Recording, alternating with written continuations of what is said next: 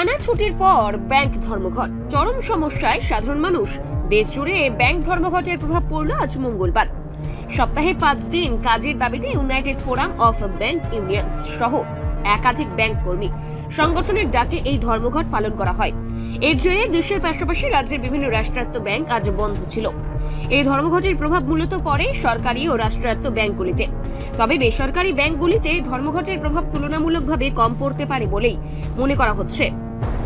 তবুও অধিকাংশ গুরুত্বপূর্ণ লেনদেন রাষ্ট্রায়ত্ত ব্যাংকের উপর নির্ভরশীল হওয়ায় ভোগান্তিতে পড়েন সাধারণ গ্রাহকরা। বিশেষ করে গত শুক্রবার সরস্বতী পুজো, শনিবার চতুর্থ শনিবার এবং রবিবারের পর সোমবার প্রজাতন্ত্র দিবস, টানা 4 দিন ব্যাংক বন্ধ থাকার পর মঙ্গলবারও ধর্মঘটের জেরে ব্যাংক পরিষেবা বন্ধ থাকায় চরম সমস্যার মুখে পড়তে হয় মানুষকে। টাকা তোলা, জমা, চেক ক্লিয়ারেন্স থেকে শুরু করে বিভিন্ন জরুরি ব্যাংকিং পরিষেবা ব্যাহত হয়। ব্যাংক কর্মীদের দাবি, দীর্ঘদিন ধরেই তাদের ন্যায্য দাবিগুলো উপেক্ষিত। অবিলম্বে সেই দাবি না মানা হলে আগামী দিনে আরো বৃহত্তর আন্দোলনের হুঁশিয়ারি দিয়েছেন ব্যাংক ইউনিয়নগুলি।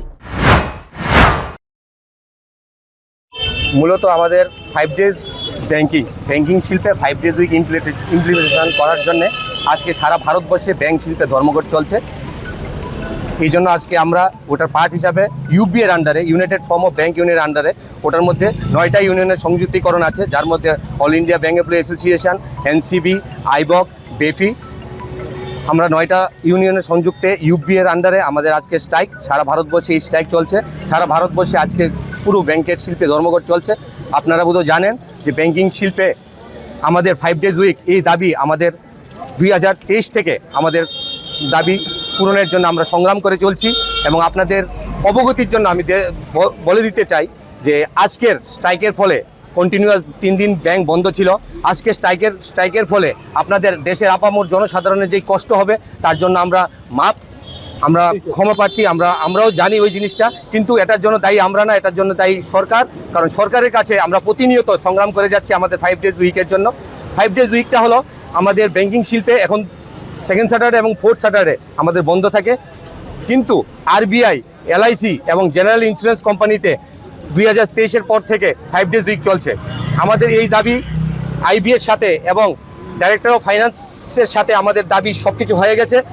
গভর্নমেন্টের তরফ থেকে শুধু ইমপ্লিমেন্টেশনটা বাকি রয়েছে। ওই লাগুটা করার জন্য আমাদের এই সংগ্রাম। আমরা এই সংগ্রামের জন্য আমরা প্রতিনিয়ত লাস্ট 2 দিনে আমাদের মিটিং চলেছে, মিটিং আমাদের সার্থক হয়নি।